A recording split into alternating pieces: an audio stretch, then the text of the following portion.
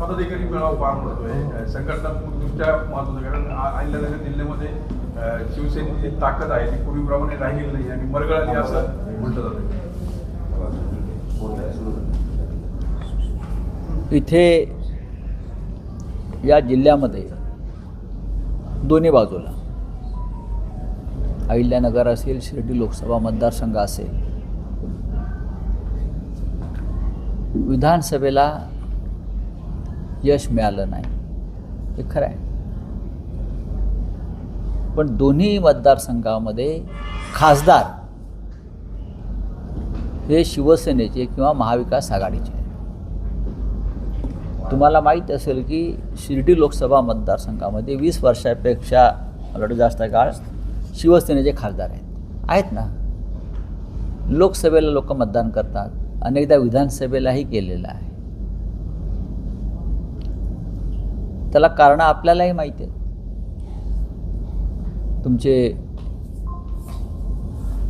तुमचा कुठला मतदारसंघ? नगर शहरामधले आमदार कशा पद्धतीने जिंकतात, त्यासाठी काय काय उपद्व्याप केले जातात, अचानक ते हिंदुत्ववादी कसे होतात, हे सगळ्या गोष्टी सगळ्यांना माहीत असतात. जोपर्यंत लोक काही भागामध्ये निर्भय होऊन मतदान करत नाहीत तोपर्यंत काही गोष्टी सहन कराव्या लागतात. नक्कीच नगर शहरामध्ये अनिल राठोड यांची कमतरता जाणवते या सगळ्या ह्याच्यामध्ये. पण आता या भागातला मूळ पक्ष जो आहे, दोन्ही भागात, हा शिवसेनाच आहे. लोकांमध्ये रुजलेला पक्ष हा शिवसेना, हिंदू हृदय सम्राट बाळासाहेब ठाकरे यांचा. उद्धव ठाकरे यांच्या नेतृत्वाखाली त्या पक्षाचं काम चालू आहे. एखाद दुसरी निवडणूक हारली म्हणजे त्या पक्षाला कमजोरी आली, तो पक्ष नष्ट झाला असं होत नाही. विशेषतः शिवसेनेच्या बाबतीत या महाराष्ट्रातला सगळ्यात जुना राजकीय पक्ष कोणता असेल तर तो शिवसेना आहे. आजही तो आहे. आणि आम्ही ठरवलेलं आहे की पुढला जो काळ आहे, आता निवडणुका नाही आहेत, 2.5 वर्ष कोणत्याही निवडणुका नाही आहेत. काही भागात स्थानिक स्वराज्य संस्थांच्या निवडणुका म्हणजे जिल्हा परिषदा, नगरपालिका झाल्यात, काही ठिकाणी व्हायच्या. हा सर्व काळ आम्ही सगळे पक्ष बांधणीसाठी आम्ही झोपून देणार आहोत. मी काल इथे आलो, पाहिलं, लोकांनाही भेटलो. आमचे जिल्हा प्रमुख, संपर्क प्रमुख सुनील शिंदे, सगळे जिल्हा प्रमुख आहेत तिथे, उपनेते साजन पाचपुते आहेत आमचे. प्रत्येकजण जिद्दीने कामाला लागलेलं आहे. ही वावटळ आहे. बरं, या जिल्ह्यामध्ये कोण आहेत ओरिजिनल? सगळे मूळचे काँग्रेसवाले. आता शेपट्या घालून भाजपात गेले, आपली संस्थानं वाचवण्यासाठी गेलेत ना. जेव्हा आमच्याकडे सत्ता होती तेव्हा हे सगळे लोक आमच्या पक्षामध्ये होते. बाळासाहेब ठाकरेंच्या पायाशी बसायचे. मी बघितलेलं आहे. खुर्चीवर पण नाही बसायचे. हिंदू हृदय सम्राटांच्या पायाशी बसायचे किंवा उभे राहायचे. तेव्हा ह्यांना काही पक्ष वगैरे नसतो. या लोकांना जिथे सत्तेची हवा आहे, वारा आहे, तिथे जात असतात. आज फडणवीस आहेत, मोदी आहेत, उद्या राहुल गांधी जर सत्तेवरती आले देशात आणि महाराष्ट्रामध्ये परत महाविकास आघाडी, उद्धव ठाकरे सत्तेत आले तर हे सगळे लोक आमच्या उंबरठ्यावर रांग लावून उभे असतील. जनतेचा नाईलाज आहे म्हणून काही प्रमाणात त्यांना मतदान करतात. पण ज्या पद्धतीनं इथे मतदान करून घेतलं किंवा झालं, हा भ्रष्टाचार आहे. साधारण 1 कोटी अपात्र महिला लाभार्थी लाडकी बहीण योजनेमध्ये कशा प्रकारे त्यांना पैसे वाटले गेले, दिले गेले, हे समोर आलं आहे. 1 कोटी, साधारण 1 कोटी. तुम्ही बेकायदेशीरपणे या पैशाची अफरातफर केली मतं विकत घेण्यासाठी. सरकारी तिजोरीचा हा उघड अपहार आहे. ज्यांनी ही योजना राबवण्याचा प्रयत्न केला अशा प्रकारे त्यांच्यावरती आर्थिक फसवणुकीचे गुन्हे दाखल व्हायला पाहिजे. हा सरकारी तिजोरीचा अपहार आहे. का बँकेमध्ये किंवा सरकारी खात्यामध्ये 500 रुपयाचा अपहार झाला तरी गुन्हे दाखल होतात, त्यांना बडतर्फ केलं जातं. आणि एकनाथ शिंदे, देवेंद्र फडणवीस आणि अजित पवार, त्यातलं अजित पवार दुर्दैवानं नाही, या तिघांनी जनतेच्या तिजोरीचा अपहार करून अपात्र महिलांना पैसे देऊन मतं विकत घेतली. ही निवडणूकच रद्द व्हायला पाहिजे. ज्या पद्धतीनं महिलांची मतं विकत घेतली इथपर्यंत ठीक आहे, पण अपात्र 80 लाखाच्या वर अपात्र महिलांना तुम्ही सरकारी तिजोरीतून पैसे दिले, ते आता सिद्ध झालेलं आहे. मग हा कोणावर तुम्ही गुन्हा दाखल करणार? तत्कालीन मुख्यमंत्री एकनाथ शिंदे आणि हे 2 उपमुख्यमंत्री, हे त्रिकूट जे होतं त्यांच्यावरती सरकारी तिजोरीतल्या पैशाच्या अपहाराचा गुन्हा दाखल होणं गरजेचं आहे. पण मोदी युग आहे, हे कलियुग पण नाही ना, हे मोदी युग आहे. मोदी युगामध्ये जर हे होणार असेल तर त्याचं स्वागत करू आम्ही. नाशिकमध्ये नेमकं काय घडलं? विधान परिषद निवडणुकीत वसंतगीतेंनी अर्ज घेतला. हे बघा, कदमांचं एक तुमच्या माहितीसाठी सांगतो, हा काय विषय नाही.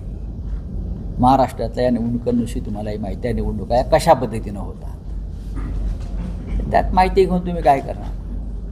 मलाही माहिती नाही. मी या निवडणुकीच्या प्रक्रियेत अजिबात पडलेलो नाही, मला काम आहे. मला काहीच माहीत नाही, हे माझं उत्तर आहे. कारण काही विषय असतात पक्षातले इतर लोक सांभाळत असतात, तर माझ्याकडे काही माहीत नसल्यामुळे मी त्याच्यावर काही बोलणार नाही. टीएमसीच्या आमदारांना फोडण्याचा प्रयत्न आता सुरू झाला आहे. पोलिसांचा दबाव आता त्यांच्यावर आणला जातो, असं स्टेटमेंट ममता बॅनर्जींनी केलेलं आहे. नाही, हे पश्चिम बंगालच्या राजकारणामध्ये हे गेले 40 वर्षापासून अशा प्रकारचं राजकारण होत असतं. खरं म्हणजे महाराष्ट्रात जे लोक सोडून गेले, पक्षांतर केलं, एका तिकिटावर निवडून आले आणि दुसऱ्या तिकिटावर, त्यांनाही फोडायला पाहिजे होतं. हे मी म्हणत नाही, हिंदुहृदय सम्राट बाळासाहेब ठाकरे यांची भूमिका होती. फुटला तर फोडा, पण तिकडे वेगळ्या पद्धतीनं सुरू आहे. स्थानिक स्वराज्य संस्थेच्या निवडणुकीत पक्ष कार्यकर्त्यांच्या पाठीमागे उभा राहत नाही. मुंबई व्यतिरिक्त ज्या निवडणुका होतात पक्षाचे नेते कुठे दिसत नाही. असं कोणीच सांगितलं? मग मी कुठे दिसतोय? मी चंद्रावर दिसतोय का? आहोत ना आम्ही. नगरपालिकेच्या निवडणुका झाल्या तिकडे बघा, भूतकाळात जाऊ नका, असं नाही आहे. इथे जिल्हा प्रमुख बसले आहेत, संपर्क प्रमुख बसले आहेत, इथे कोणी यायला पाहिजे ते येतात. संपर्क प्रमुखांची जबाबदारी आहे. सुनील शिंदे या भागातले प्रमुख आहेत, जिल्हा प्रमुखांवर जबाबदारी आहे. हे देवेंद्र फडणवीस आणि मोदी सरकार नाही. ग्रामपंचायतीच्या निवडणुकीला मुख्यमंत्र्यांनी जायला पाहिजे. काही निवडणुका स्थानिक पातळीवरती आम्ही सोडतो. हां, हेलिकॉप्टर घेऊन, विमानं घेऊन कोणी ग्रामपंचायत निवडणुकीला फिरतं का? या देशाच्या इतिहासात पंडित नेहरूंना आम्ही कधी पाहिलं नाही, इंदिरा गांधींना पाहिलं नाही, हां, वसंतदादा पाटलांना पाहिलं नाही, शरद पवारांना पाहिलं नाही. हे नवीन जे झंझट सुरू केलं आहे की ग्रामपंचायत नगरपालिकेच्या निवडणुकांना चार्टर फ्लाईट, हेलिकॉप्टर घेऊन फिरायचं. स्थानिक निवडणुका या स्थानिक लोकांवर सोडल्या पाहिजे. शिंदे गटामध्ये पण खतखत कुठेतरी दिसते. अब्दुल सत्तारांच्या मुलाने पण बंडखोरीकरता अर्ज भरला आहे आणि अब्दुल सत्तारांचं म्हणणं असं आहे की भाजप हा शिवसेनेला किंवा इतर भाजप हा शिवसेनेला किंवा इतर पक्षांना संपवायला निघाला. शिवसेनेला नाही, शिंदे गटाला, त्यांच्या गटाला असेल. आम्ही योग्य वेळी बाहेर पडलो. मला वाटते ते गृहस्थ असं म्हणतायत, तुम्ही ज्याचं नाव घेतलं ते, की भाजपा हे स्लो पॉयझनिंग आहे असं मला कोणतरी म्हटलं. आता कळेल त्यांना पॉयझन काय असतं ते. वक्तव्य केले की दोन्ही शिवसेना एकत्र यायला पाहिजे असं मला वाटतं, असं अंबादास हा बरोबर आहे. हे प्रत्येकाचं व्यक्तिगत मत असू शकतं. मलाही असं अनेकदा वाटतं की जर कोणाला पश्चाताप झाला असेल, आता ज्या पद्धतीनं भारतीय जनता पक्ष यांचं मर्दन करताय, अपमानित करताय, जर कोणाला वाटलं की नाही आपल्याकडून चूक झाली, आम्हाला भ्रमात ठेवलं, आम्ही बहकलो, तर त्यांनी उद्धव ठाकरे यांच्या नेतृत्वाखाली मागे यायला पाहिजे. मुळात शिंद्यांबरोबर जी लोक आहेत तो पक्ष नाहीच आहे ना. निवडणूक आयोगाच्या भ्रष्ट कारभारामुळे त्यांना तात्पुरतं चिन्ह मिळालेलं आहे आमचं, आणि सुप्रीम कोर्टाच्या दिरंगाई वृत्तीमुळं खटला चालत नाही. ज्या दिवशी खटल्याचा निकाल लागेल तो खटल्याचा निकाल आमच्या बाजूनच लागेल, आणि तो आमच्या बाजूनं लागेल म्हणून त्या निकालाला सारख्या तारखा दिल्या जात आहेत. घटनेनुसार पक्ष आणि चिन्ह आम्हालाच मिळणार आहे. पण आता जर कोणाला असं वाटत असेल तर उद्धव साहेबांशी चर्चा करून त्यांनी मागे फिरलं पाहिजे, पण काही लोकांना नक्कीच प्रवेश मिळणार नाही.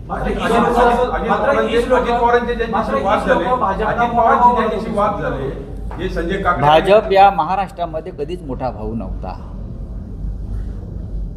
महाराष्ट्राच्या युतीच्या राजकारणामध्ये कायम उद्धव ठाकरे यांच्या नेतृत्वाखालची शिवसेना किंवा हिंदुहृदय सम्राटांची शिवसेना हाच मोठा भाऊ होता, आणि शिवसेनेचं हे मोठेपण मान्य झालं नाही म्हणून त्याने शिवसेना तोडली आणि असे तुकडे केले. शिंदे गट हा शिवसेना नसून तो अमित शहाचा एक गट आहे. हे सगळ्यांना माहिती, तो अमित शहाचा गट आहे. त्या पक्षाचे नेते अमित शहा आहेत, ते दिल्लीमध्ये बसतात, म्हणून त्यांना वारंवार दिल्लीत जावं लागतं. पूर्वी त्यांना मातोश्रीवर यावं लागायचं, तेव्हा त्यांना लाजा वाटायच्या. आता दिल्लीत जाऊन तिथे अमित शहाच्या कृष्णा मेनन रोडवरच्या बंगल्याच्या हिरवळीवरती पांढऱ्या पॅन्टी घालून बसतात, आणि उठताना ढुंगणाला गवत लागलं असं त्यांच्या, असं त्यांना ते थांबावं लागतं. तेव्हा हा अमित शहाचा गट आहे. अजित पवारचा जो पक्ष पवारांचा हा अमित शहाचा पक्ष आहे. हे पक्ष नाही, ते त्यांचे गट आहेत, अमित शहाने निर्माण केलेले गट आहेत. नाही, मला बघा हा त्यांचा अंतर्गत विषय, हा त्यांचा अंतर्गत विषय, मी त्याच्यावरती का बोलावं. पण मी वारंवार सांगतो की अजित पवारांचा जो पक्ष आहे तो भविष्यात राहणार नाही. संजय राऊत यांनी स्वतःची आणि स्वतःच्या पक्षाची चिंता करावी, स्वतःच्या पक्षाला भावपूर्ण श्रद्धांजली अर्पण करण्याची वेळ आली नाही, विखे पाटील बोलले. ठीक आहे, विखे पाटील हे आमच्या पक्षामध्ये सुद्धा आले होते, ते आमच्या पक्षातून गेले, तेव्हा आम्ही त्यांना श्रद्धांजली वाहिली. अनेक पक्ष फिरून आलेल्या माणसानं आमच्यासारख्या शिवसेनेतल्या निष्ठावंतांवर बोलू नये, हा निष्ठेचा अपमान ठरेल. ज्या काँग्रेस पक्षानं तुम्हाला सर्व काही दिलं त्या काँग्रेस पक्षाशी आपण आधी बेईमानी केली, मग तुम्ही शिवसेने आलात मग तुम्ही शिवसेनेशी बेईमानी केली. आता तुम्ही ज्या पक्षात आहात त्या पक्षात तरी किती काळ राहणार आहात. मग अशीच म्हणा, जोपर्यंत सत्ता आहे तोपर्यंत हे राहते. या जिल्ह्यामध्ये काँग्रेसचं निष्ठावंताचं एकमेव नेतृत्व ते म्हणजे बाळासाहेब थोरात आहे किंवा त्यांचं कुटुंब आहे. यांनी सातत्यानं काँग्रेसचं नेतृत्व केलं, कारण त्यांचं कुटुंब हे स्वातंत्र्य चळवळीतून आलेलं पुढे होतं. बाकी मला वाटत नाही कोणी असे असतील. देशात तुम्ही इंडिया आघाडी तयार केली भाजपच्या विरोधात, राज्यात देखील महाविकास आघाडी आहे. सध्या गेल्या काही दिवसांपासून सूर येतोय की दोन शिवसेना एकत्र आल्या पाहिजे. जर भाजपा विरोधात ही ताकद वाढत असेल तर तुम्ही अनेक वर्ष राजकारण करता, काय तुम्हाला वैयक्तिक वाटतं, एकत्र आले पाहिजे का दोन्ही शिवसेना? शिवसेना एकच आहे. मी कालही म्हणालो, दोन शिवसेना असूच शकत नाहीत ना. शिवसेना जिथे ठाकरे तिकडे शिवसेना, आणि शिवसेनेचं काम हे सातत्यानं शिवसेना भवन किंवा मातोश्रीतून चालतं. जिथे ठाकरे नाहीत ती शिवसेना कशी असणार मला सांगा. मी मगाशी असं आपल्याला सांगितलं की ज्यांना पश्चाताप झाला असेल, ज्यांच्यातला स्वाभिमान जागा झाला असेल, ज्यांना अशी खात्री पटली असेल की भारतीय जनता पक्ष महाराष्ट्रद्रोही पक्ष आहे, हा शेतकऱ्यांच्या आणि मराठी माणसांच्या विरोधातला पक्ष आहे, हा शेटजींचा आणि व्यापाऱ्यांचा पक्ष आहे, असं जर कोणाला जाणीव झाली असेल तर त्यांनी मातोश्रीवर यावं आणि उद्धवजींना भेटावं. शिंदे गटाचे मनोमिलन होऊ शकतं का शिवसेनेचं? माझ्या प्रश्नाचं उत्तर तुम्ही ऐकलं नाहीत आता. विधान परिषद निवडणुकीमध्ये कुठेतरी भाजपचा चष्मा दिसतोय आणि शिंदे गटाला किंवा राष्ट्रवादीला बी तुमच्या जागा. भाजपचा वरचष्मा राजकारणामध्ये कधीच नव्हता. चोरांचं राज्य हे अल्पकाळ टिकतं. हा अपवाद आहे की 10 वर्ष टिकले. आज भारतीय जनता पक्षाची जर तुम्ही टॉप हायरकी काढली ते सगळे काँग्रेस, राष्ट्रवादी आणि शिवसेनेचेच लोक आहेत. तुम्ही पहा ना, भाजप स्वबळावर कुठेच नाही. पश्चिम बंगालचे मुख्यमंत्री हे काँग्रेस आणि तृणमूल काँग्रेसचे अनेक वर्षाचे नेते आहेत. आसामचे मुख्यमंत्री हे काँग्रेसचे नेते आहेत. तुम्ही त्यांच्याकडले मूळ जे लोक आहेत ते दाखवा मला कोण आहेत ते, काय आहे त्यांच्याकडे. आज महाराष्ट्रामधलं भाजपा काढा, सगळे काँग्रेस, राष्ट्रवादी आणि शिवसेनाच आहे. नगर जिल्ह्याची स्वतःचं काय आहे, परिस्थिती इकडे काय आहे, एकनाथ ते फक्त कोण आहेत? राम शिंदे एकटेच फक्त भाजपचे आहेत. कोण? राम शिंदे फक्त एकमेव जे निष्ठावान भाजपचे फक्त असू शकतील. बाकी सगळे आयात केलेले दिसतात. सगळेच आयात आहेत ना ते. एक दिवस यांच्या पक्षाचा अध्यक्ष सुद्धा कुठून तरी परदेशातलाच असेल आलेला. काल बाळासाहेब थोरातांनी सांगितलं की भविष्यात जे आयात झाले भाजपात जे बाहेरून आले तेच पक्षाचे अध्यक्ष होतील किंवा तेच प्रमुख मी राहतील. तेच म्हणतोय ना, ही वेळ येणार आहे, कारण मूळ भाजपाचं कोणीच राहिलेलं नाही आहे आणि भारतीय जनता पक्षाला हा खेळ महाग पडणार आहे. चला. शिर्डी लोकसभा मतदारसंघाचे खासदार आहेत आपले ठाकरे गटाचे भाऊसाहेब वागचौरे हे कुठं तो मतदारसंघामध्ये जास्त दिसत नाही आणि भाजपचे जे पदाधिकारी येतात किंवा आमदार येतात त्यांच्या स्वागताला ते असतात. याबाबत जे ठाकरे गटाचे पदाधिकारी आहेत त्यांची नाराजी आहे वागचौरेंबाबत. उद्धव साहेबांपर्यंत ही भूमिका काही लोकांनी पोहोचवली आहे, त्याच्यावरती आम्ही चर्चा करू. पण आज ते नाही आहेत, त्यांची माझी चर्चा झाली आणि ते एका पार्लमेंटरी कमिटीच्या बैठकीसाठी त्यांना जावं लागलं. मात्र मागे त्यांनी शिंदे गटाच्या पदाधिकाऱ्यांची देखील भेट घेतली होती, वरिष्ठ पदाधिकाऱ्यांची. घेऊ अपात्र लाडक्या बहिणींचे पैसे परत घेणार अशी चर्चा फडणवीस म्हणतात की फक्त पुरुषांचे पैसे रिटर्न घेतले जातील. आमदार चंद्रकांत रघुवंशी आहेत, त्यांनी घरचा आहे लाडक्या बहिणीचे कोणताही भाऊ पैसे परत घेत नाही. म्हणजे ही जी चर्चा चालली त्या अपात्र खात्यांवरचे पैसे परत घेण्याची कसं बघतात? बेकायदेशीर पैशाचं वाटप झालं असेल, बेकायदेशीरपणा, तो सरकारी पैशाचा पहार आहे आणि हे बेकायदेशीर पैसे जर सरकार परत घेणार नसेल सरकारच्या तिजोरीत, तर ज्यांच्या सहीने हे आदेश निघाले त्यांची संपत्ती जप्त केली पाहिजे.